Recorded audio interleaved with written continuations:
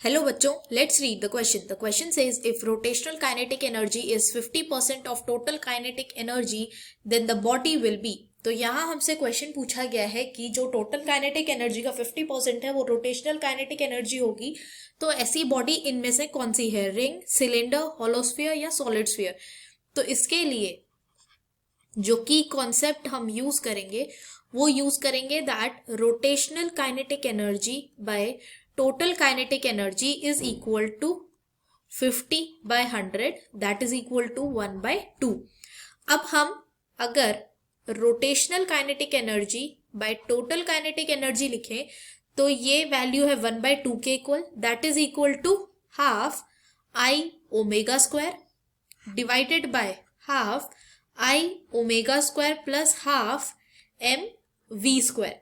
अब half half सब जगह से कैंसिल आउट हो जाएगा, तो ये बचेगा 1/2 is equal to I omega square by I omega square plus m v square. अब हम देख सकते हैं कि जो आई है यहाँ वो मोमेंट ऑफ इनर्शिया है, और मोमेंट ऑफ इनर्शिया को हम लिख सकते हैं एम के स्क्वायर। तो ये वैल्यू हो जाएगी M k square into omega square. के यहाँ रेडियस ऑफ गायरेशन है और ओमेगा यहाँ एंगुलर वेलोसिटी है।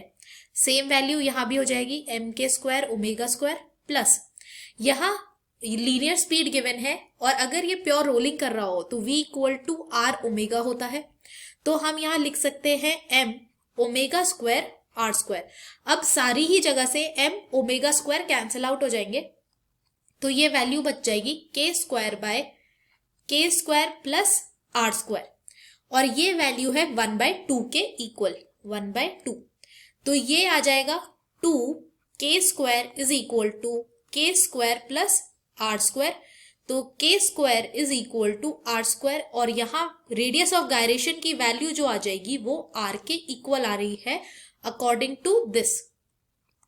तो इनमें से किसकी वैल्यू, किसकी रेडियस ऑफ गायरेशन की वैल्यू उसके रेडियस के बराबर होगी?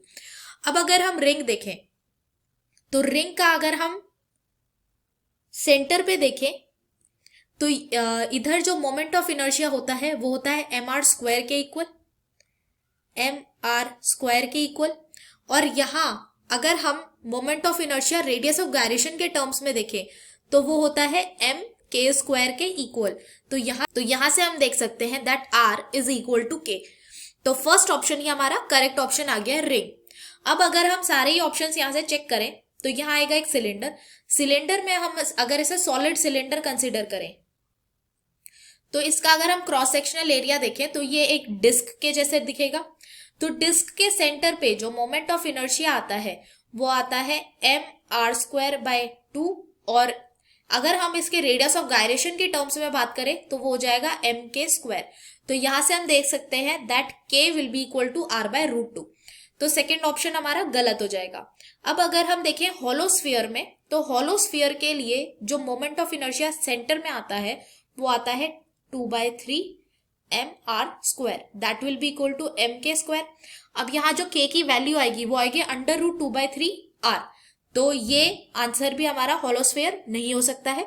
अब सॉलिड स्फीयर अगर हम देखें तो इसके लिए सेंटर पे जो मोमेंट ऑफ इनर्शिया आता है वो आता है 2/5 m r square, so that will be equal to m k square. तो यहां से भी जो रेडियस ऑफ गायरेशन की वैल्यू के की वैल्यू होगी √2/5 आर। तो ये ऑप्शन भी हमारा गलत ऑप्शन हो जाएगा। तो जो हमारा करेक्ट ऑप्शन है वो है ring, option first. I hope you understood this well. Thank you so much, all the best.